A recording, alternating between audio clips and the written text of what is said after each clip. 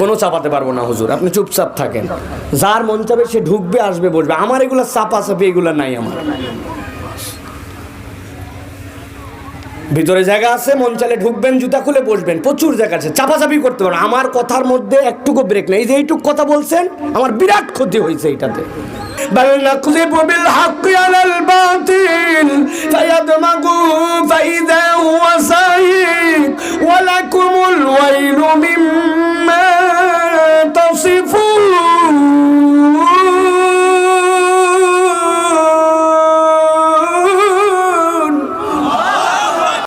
এই যে মাহফিলে এসে গেলাম, কোরআন শোনার জন্য আসলাম। কোরআন আপনাকে কি ফায়দা দিবে, কোরআন আপনার জন্য কি উপকার দিবে, আল্লাহ রাব্বুল আমিন নবীকে দিয়ে বলছেন কোরআন আপনাকে কখনো পরাজিত করবে না, কোরআন আপনাকে বিজয়ী করার জন্য এসেছে। আল্লাহ কোরআনে বলেছেন বাল নাকযিফু বিল হাক্কি আলাল বাতিল ফায়াদমাগুহু ফাইযা হুয়া যাহিক ওয়া লাকুমুল ওয়াইলু মিম্মা তাসিফুন।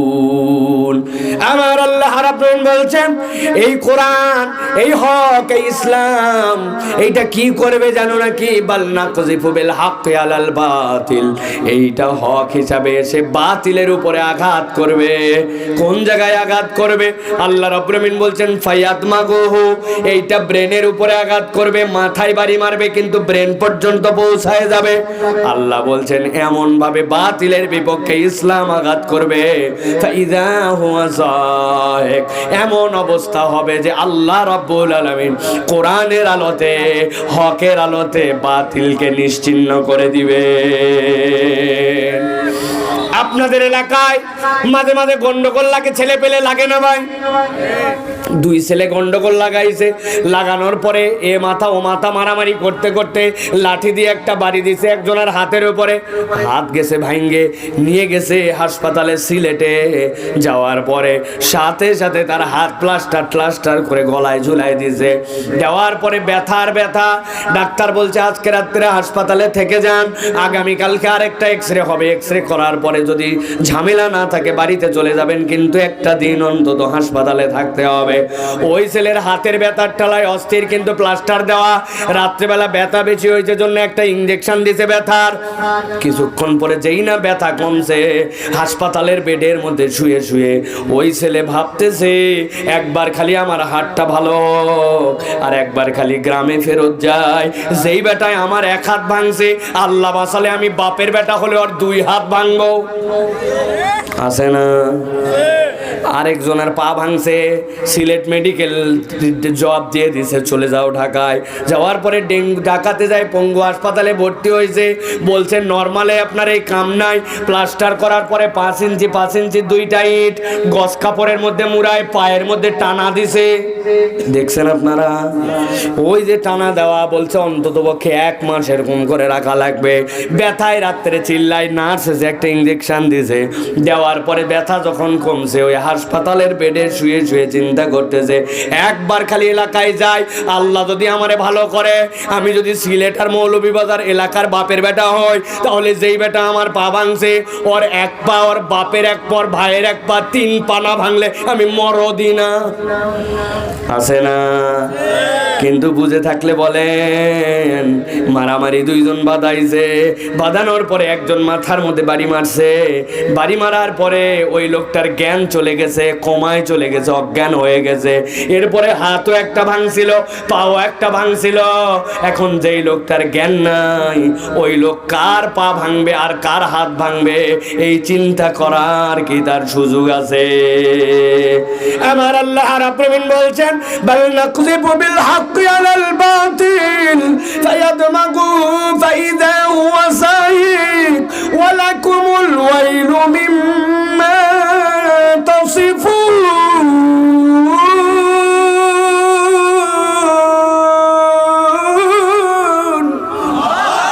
আমার রাব্বুল আলামিন বলছেন এই দুনিয়ার মানুষ কোরআনের পরিবর্তনটা অন্য কোথাও পরিবর্তন নয়, কোরআনের পরিবর্তন হচ্ছে তোমার জন্য এইটা ব্রেনের পরিবর্তন।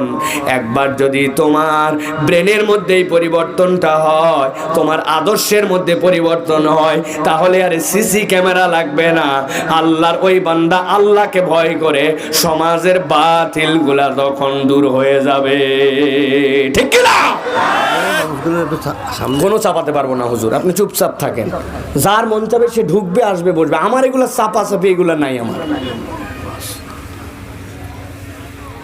ভিতরে জায়গা আছে, মন চালে ঢুকবেন, জুতা খুলে বসবেন, প্রচুর জায়গা আছে, চাপাচাপি করতে পারেন। আমার কথার মধ্যে একটুকু ব্রেক নেই। এই যে এইটুকু কথা বলছেন, আমার বিরাট ক্ষতি হয়েছে এইটাতে।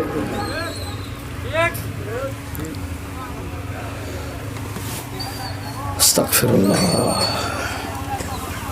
আল্লাহ রাব্বুল আলামিন বলছেন দুনিয়ার মানুষ তোমাকে যেই কোরআন দিলাম, যেই কোরআন শোনার জন্য আপনারা এখানে আসলেন, কষ্ট করে মাটিতে বসে গেলেন, রব্বুল আমিন বলছেন এটা তোমাকে ফায়দা দিবে না এরকম ভেবো না, গভীর মনোযোগ দেন।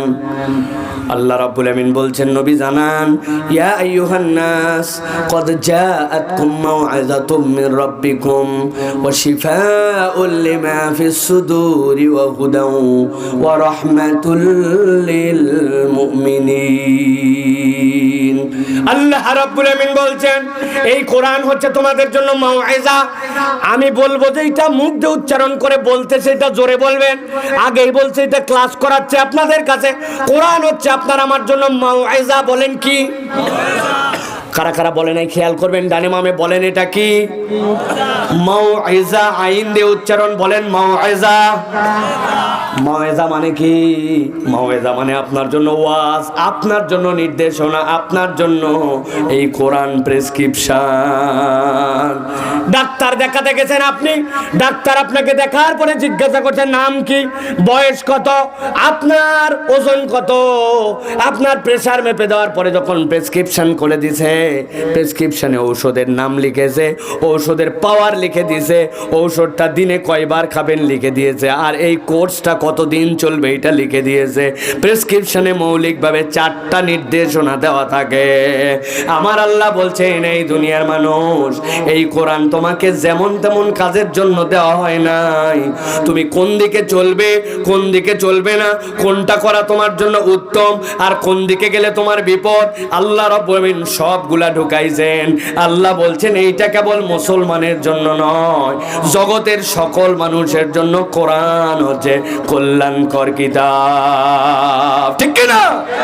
যারা ঠিক বলছেন একজনকে দাঁড় করায় যদি এখন, এই যুবক বিপিএল এ কোন দলের ক্যাপ্টেনকে জিজ্ঞাসা করলে লাভ দে বলবে, ঠিক না? ঠিক। এই বিশ্বকাপের সবচেয়ে কম বলে সবচেয়ে বেশি রান 200 কে করছিল? বলে হুজুর আমি পারবো, ম্যাক্সওয়েল আছে না? কিন্তু এক্ষুনি যদি বলা হয় তুমি যে বললে অমুসলমানদের জন্য কোরআন কল্যাণ দেবে, একটা উদাহরণ দাও, বলবে হুজুর জানে, ইমাম সাহেব হুজুর জানে, আমার এগুলা জানার কাম না। ঠিক না?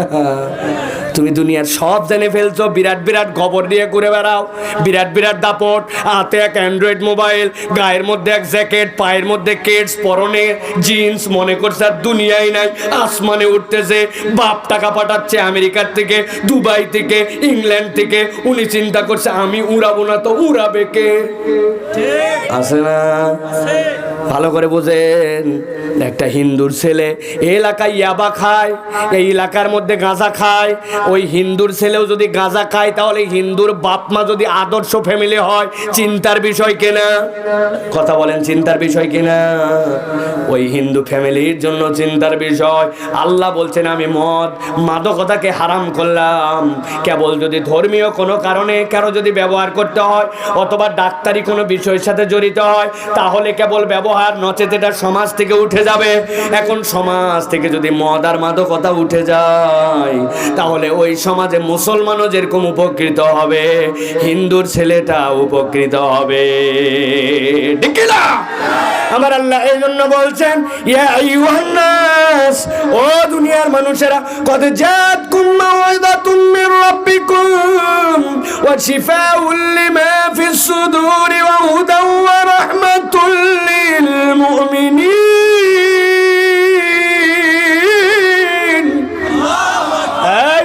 বয়স।